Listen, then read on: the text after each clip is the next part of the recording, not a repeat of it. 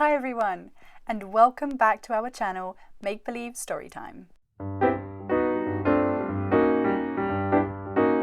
My name is Beatrice, and today's video is part of our series of inspirational interviews dedicated to preteens and teens called What Do You Want to Be When You Grow Up?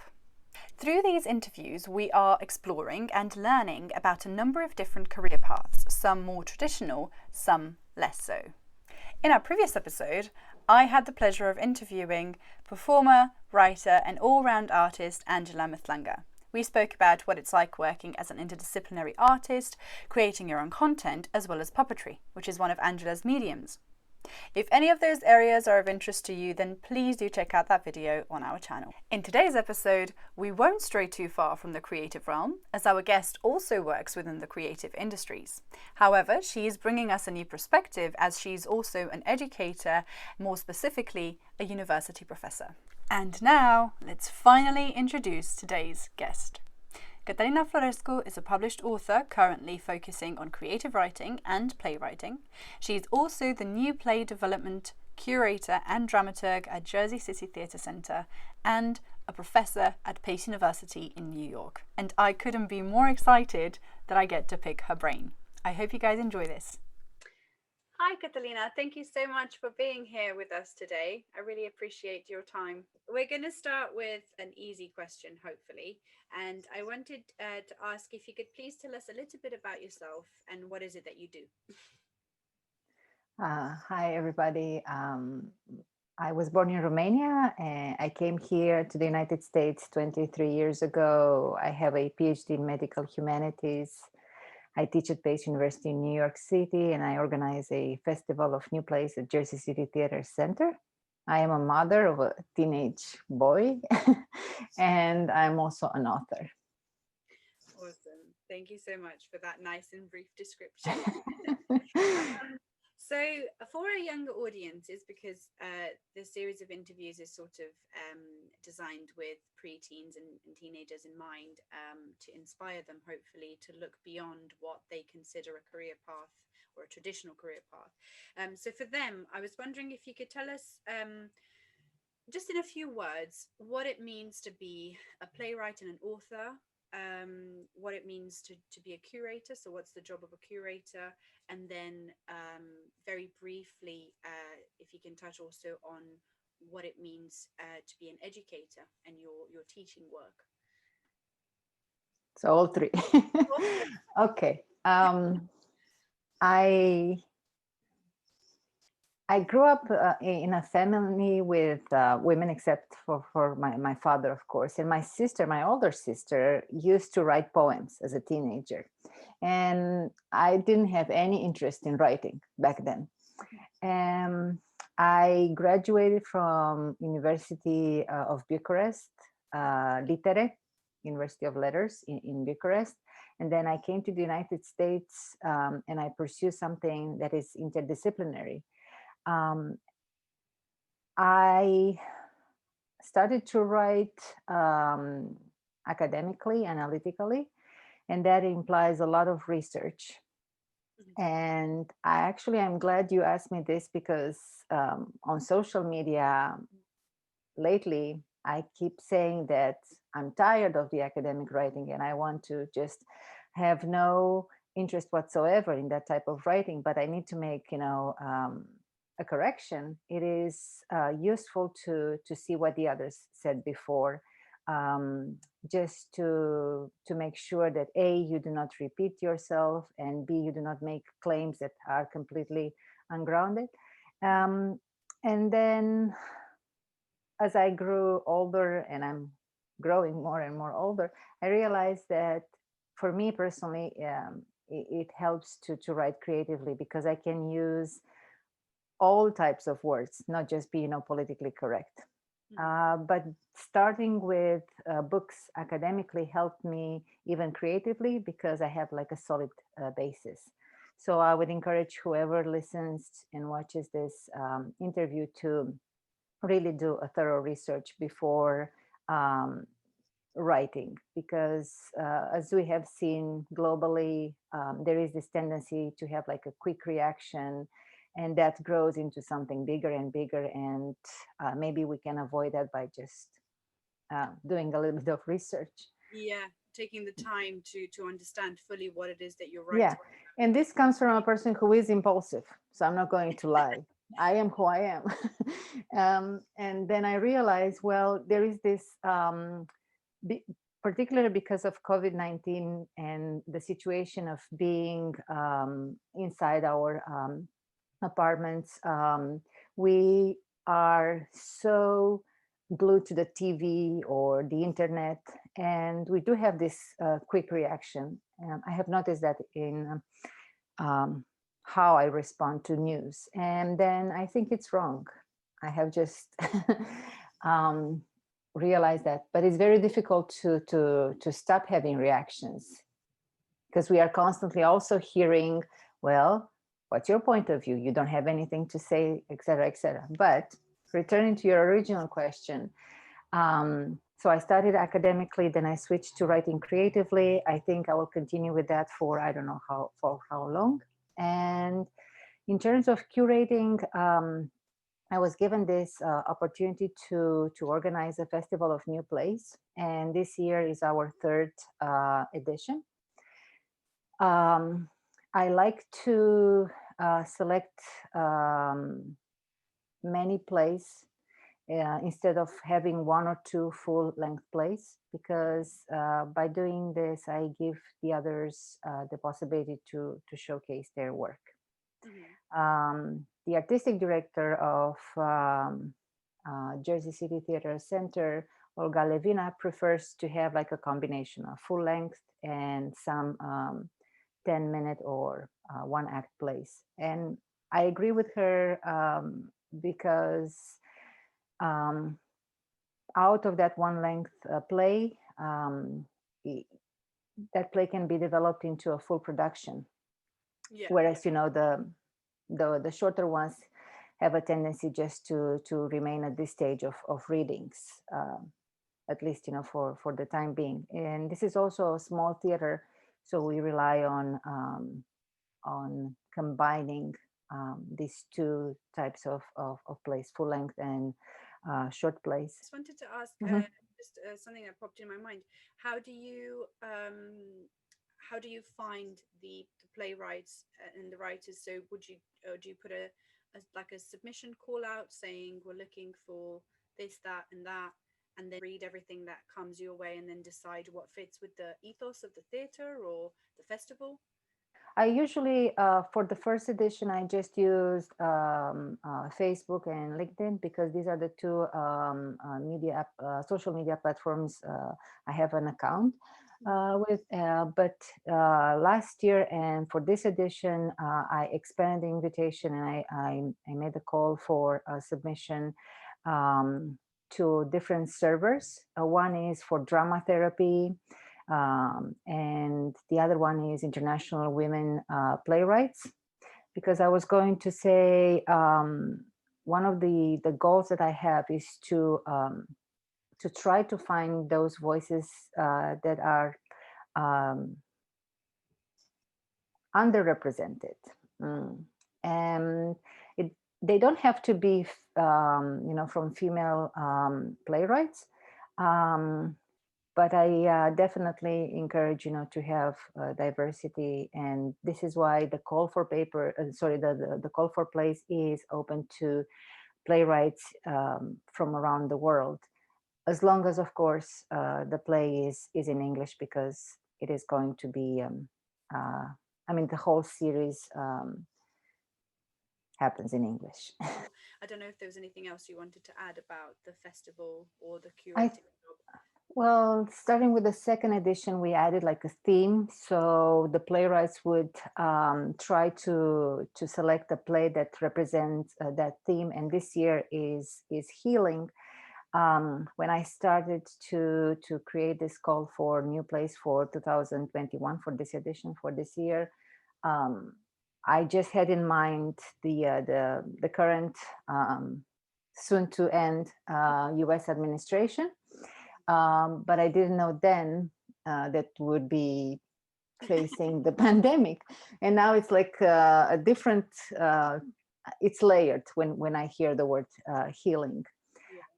So I selected, we have many plays because I was actually impressed and a little bit overwhelmed with the many submissions that I received for this particular topic, healing, which is also indicative of where we are. Yeah, absolutely. And the educator side, the teacher side, how does that come into all of this? And how did you get into teaching? Again, older sister.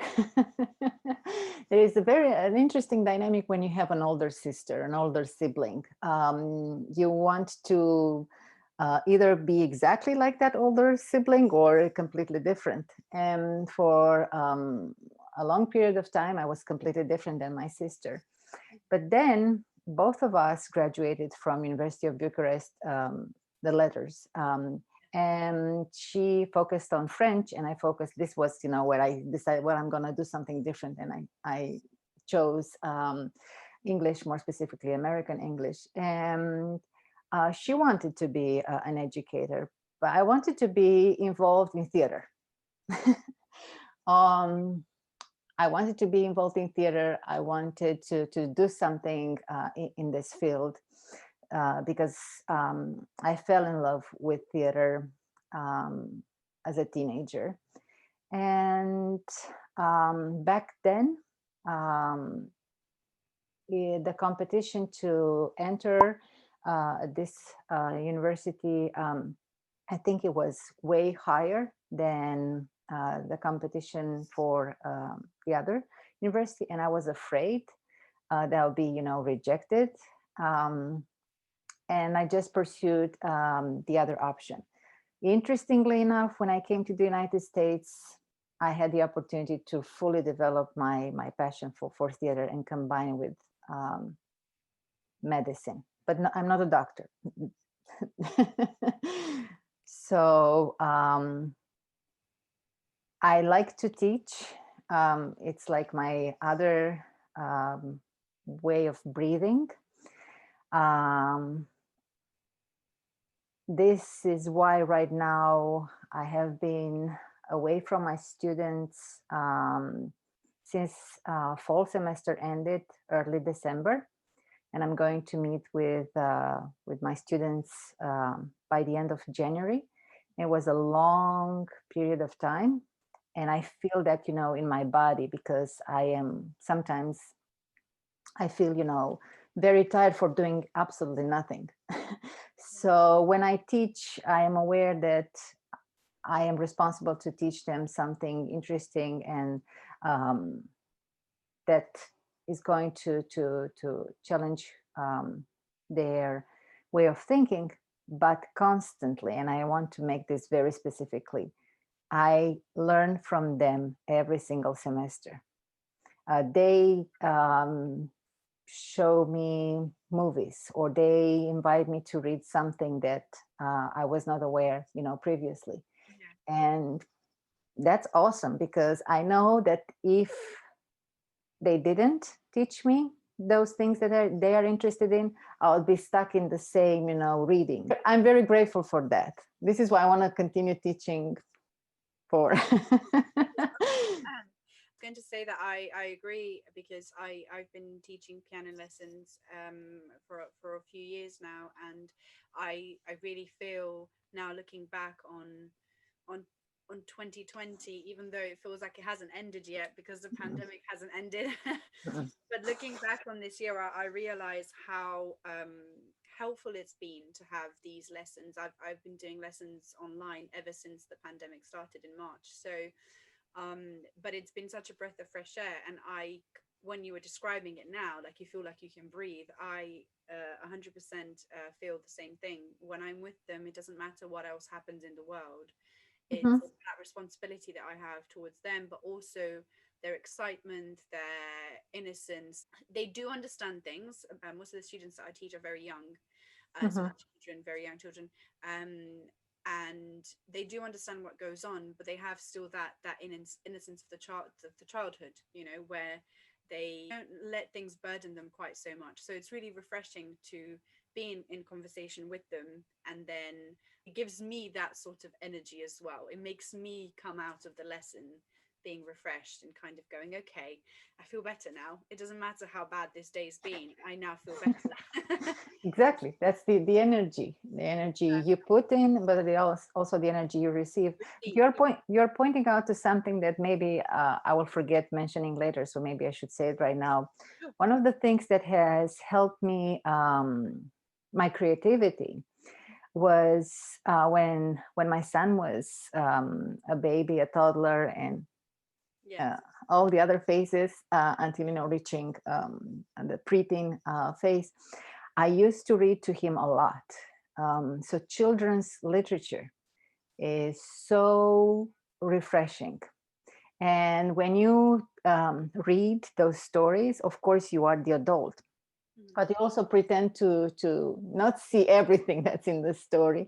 And it is definitely refreshing. We are told, we supposedly we are not growing old if we stay kids for the rest. Yeah. So I want to return, I want to make time for myself to return to those stories, especially given everything that happens in the world, and particularly here in the United States. Yeah. But I need, I need someone like a child, because if I read just to myself, it's not going to have the same impact. I need to have a kid to whom to read, to see his or her reaction. That would be. Yeah, I think that's it's very true. There is something about sharing that story with somebody who's young, a child who will be so involved in it that will then make you involved in it at the same time. It was really lovely to hear about how you got into all these three career paths. A lot of children and young people, and myself included, when you get sort of 14, 15, 16, and you start thinking about career paths, and I feel like there is an immense amount of pressure on young people at very young ages, in certain countries, not all of them. I think Romania being one of them, to kind of and Britain, from what I know as well, to kind of make very strong decisions about the careers they're going to go into, because that's how they have to choose the subjects that they do in school and all of that kind of stuff. But I realized that that's not how it has to be. Just because you don't know when you're 14 exactly where you're going to be in 10, 15, 20 years and exactly the career path you're going to take, it doesn't mean anything. And it's really refreshing and encouraging for myself as a creative who has straddled many different lanes and kind of, to see someone like you who has quite literally three different jobs and manages to do them all, and enjoys doing them all. And I guess my question would be, how do you feel about not doing just one job, not having, that sort of, this is my job, I do this 9 to 5, it gives me this sort of financial security or whatever it is? How do you feel about having these three sort of jobs, and how do you see it, how do you manage it for yourself, if that makes any sense? Yeah, it would be so limiting to do just one thing. It would be so repetitive, and we would feel like mechanical dolls to do the same thing over and over again. Even when I teach the same class, I always add new readings. This is who I am. If I repeat myself, I will be very frustrated, and I will feel useless, and I would feel reduced to just doing things by repeating them. And it's not who we are as human beings. We have definitely diverse interests. And I listened to the interview that you had before, and I cannot remember her name, but she said that and she said that in high school, and even before that, kids are introduced to many subjects, and all of a sudden they are told just to choose one. Yeah. Why? Why is that? Which is why it gives me again the possibility to invite your audience and their respective parents to really open up the kids to the creative arts. To why, even if they're not going to choose that career path, it's definitely going to improve their brain. I have noticed this with myself. When I had to deal with my first big loss, personal loss, it was the help of the creative arts that helped me go um, through that pain. And also, I notice constantly with students, if they had like a one full year, at least one full year in music or painting or cinema or anything like that, when it comes to a crisis, they react differently, and they extend what they know to their classmates. And you can see even in their bodies, they are not, they are okay, if they fail, they are okay to accept that. And there is a huge benefit when it comes to opening the kids to creative arts. Yeah, absolutely. Absolutely. I agree. That's really well put. Um, I wanted to ask, and this might be a little bit tricky, but if you had to choose a word or two words to describe each of the jobs that you do, how would you describe them? With the author, and because in recent years I have focused almost exclusively on creative writing, I would say that gives me freedom. The older I get, the more I want to really taste and experience freedom. Like I said, in academic writing, you have to be politically correct. You have to to make sure what you say, how you say it. But when you write creatively, you're just free. I'm not saying you have to use foul words constantly. That's not, creativity. But you do have the opportunity to feel that freedom differently. For the curator, that would be just to make sure that I'm not alone, that there are others.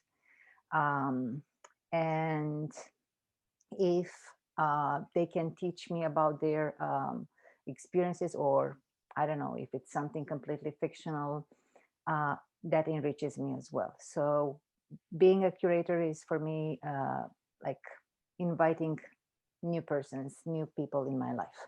Mhm. And the educator part is, like I said, it's dual. I'm responsible for them, but I also learn from them a lot. So it's reciprocity. Uh, that's how I see it. Wonderful. So my last question is very similar to actually what I asked Angela in the previous interview, which is, what would you like your teenage self to know about um, choosing a path within the creative industries? If you could have known anything then that you know now about choosing this path, what would you like that to be, if that makes sense? Mhm. Well, it's an interesting word, being a teenager. It resonates with me right now on two levels. A, because I'm a mother of a teenager, and that's something very tricky. Um, and B, I have to go back to my own years, which were full of fun. I party a lot as a teenager, and I'm glad I did. And I also um, I have my best friends come from during those years, so I cherish what I managed to have back then with them. Um, for a deeper answer to your question, I would um, tell them very honestly to just give themselves a lot of time and not wait for something to happen overnight. And when they fail, to just not give up. Um, to try to embrace their stubbornness or to cultivate that, because life is going to to to show them as it did to me, and it's full of challenges and sometimes very, very, very tough moments. To embrace, everything that happens in their lives and try to just enjoy life and invest in themselves. Because, like you said in the other question, kids and teenagers are asked to choose one thing. That shouldn't happen. And just to be a rebel if it's possible, without causing themselves, without causing pain or anything like that, but just to try to rebel every now and then, to question who they are and the people around them. And through, I guess, if we extend that onto whether they have an interest, or if they have an interest in the creative industries, I guess to kind of just go with it and see where it takes them, not necessarily decide, okay, at 16 I'm going to be an actor, I'm going to be a writer for sure, but just take their time to develop that and see how that, maybe that relationship with that medium develops for them, and if it's possible to turn it into a career, I guess, right? Rather than Yes. making a very strict decision at a young age. Exactly. I think one of the negative consequences of asking teens to choose one thing is that thing may not, come true. And they would be even more disappointed. But if they open up to or invest, their time and energy to having more than one choice, those are going to create bridges, for their lives, for the rest of their lives. We cannot be just one thing, and we shouldn't. Brilliant. Yeah, I really enjoyed that. Is there anything else you would like to add to maybe to our viewers, or anything that we haven't touched on? I'm not sure. I was just thinking, I hear this question, what will our industry look like once the pandemic is over? And I hear more and more people in our field saying that it's going to be hybrid for a long period of time. And I have, I would like to see that happening, but I don't want to have plays completely taken over by special effects, and I don't want theater to become another branch of cinema. So I'm not sure where you stand there, if you feel that this field is going to be hybrid, it's going to be full of special effects, it's going to that's the thing that I realized today, that as an actor it's very difficult to not have those interactions, those physical interactions, even when it comes to auditions. So this year I've auditioned for a few things, and whether it was film or whether it was Zoom plays or whether it was anything, like it was mainly sort of filmed medium.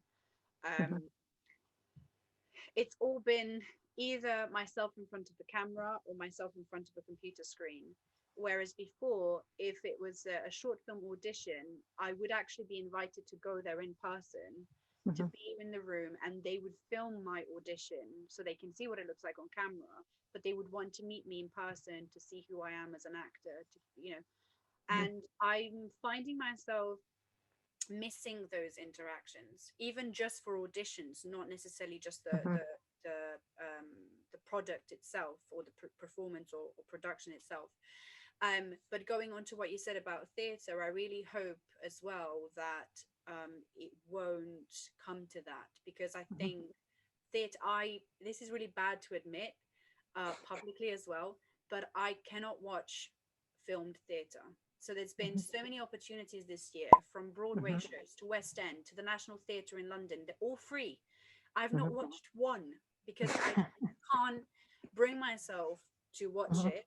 And because I have done previously, I watched a performance in a cinema with Sir Ian McKellen, and I couldn't afford to see the theatre show, so I went and paid a £20 ticket and saw him in a cinema filmed.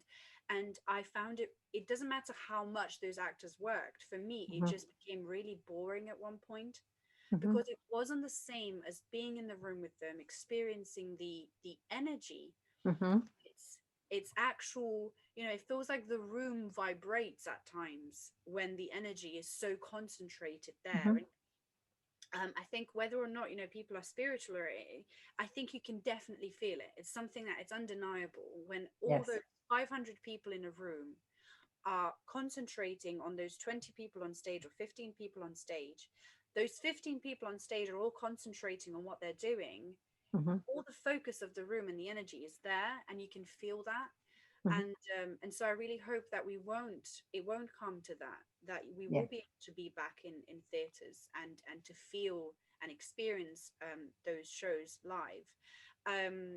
But I do think that it's taught us one thing, which is the fact that creative people are extremely resilient, and they will find a way to make work, even if it means just staring at a screen and jumping around your room and moving the lid of the laptop up and down to create some sort of movement, or pretending to pass props from one to the other in front of the camera or whatever. I remember a particular scene. Yeah, exactly. I think that was my highlight in terms of what 2020 meant for the creative arts, and particularly performing arts, that people will find a way to do it. But I think definitely I want to be back in a theatre, even though I had the opportunity potentially to go see a theatre show in December when it was still possible here, and I was about to book the ticket and I couldn't. My anxiety level went here, and I was like, I just cannot bring myself to sit for 2 hours with so many people in the room. It's weird. I know. I need to work on it. It's what 2020 has done to us, and I think being aware of it is important. Then you can start to do something about it and be like, okay, I can work on this. Yeah, I understand.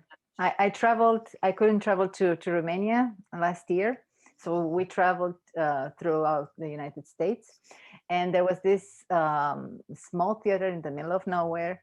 And I said to myself, no way they're going to offer anything. It's the pandemic and they are just a small, theater. And there was something. And I said, to my family, I'm going. And they said, no, don't go. It's enclosed. Too many people. I said, I'm going. I need this to feel, to just move forward. So I understand, your reluctance, and I actually admire, but my family was like, oh my God.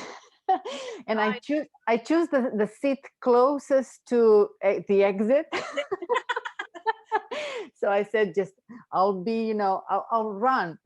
if something happens, I'll run. I don't know what was in my mind, but no, but I agree. And I think that, to be fair, a lot of the theaters here have made it very safe for people to be there, and very few people in the audience and all of that. So I think it's just a matter of working through that sort of anxiety, but this has been a lovely conversation, and I'm really grateful for it, and thank you so much for your time. It means a lot, and I really do hope that our viewers will be encouraged to start looking at some of these career paths that you have spoken to us about. Even consider opening up, like you said, because I think that's a lovely thing, opening up to more things and seeing where we feel most at home. And it might not be just one place for now, and that's okay, because it might offer us opportunities in the long run, I guess, if we just cultivate that interest for those paths.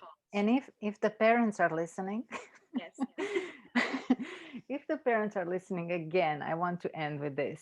Do sign up your kids for anything that, a small class, dancing, painting, whatever. It's going to do miracles to your child's brain, and it's going to help, him, her, them later in life. Yeah. I speak, from experience. It did help me. Yes, wonderful, brilliant. Thank you so much, Ctlina. Thank you. All the best. Stay safe, and hopefully I will be able to see you in person soon, because we've worked so much together, but only over the internet. Yes. Yeah. So. I'm flying towards Europe. Spiritually, but yes, I'm a butterfly. Thank you. Well, that was it, guys. I hope there are a few things you can take away from today's interview. And if you really enjoyed it, please do give us a thumbs up, hit the subscribe button, and even share it with some friends and family you think may find it inspiring too. Thank you so much for watching. I'll see you all next time.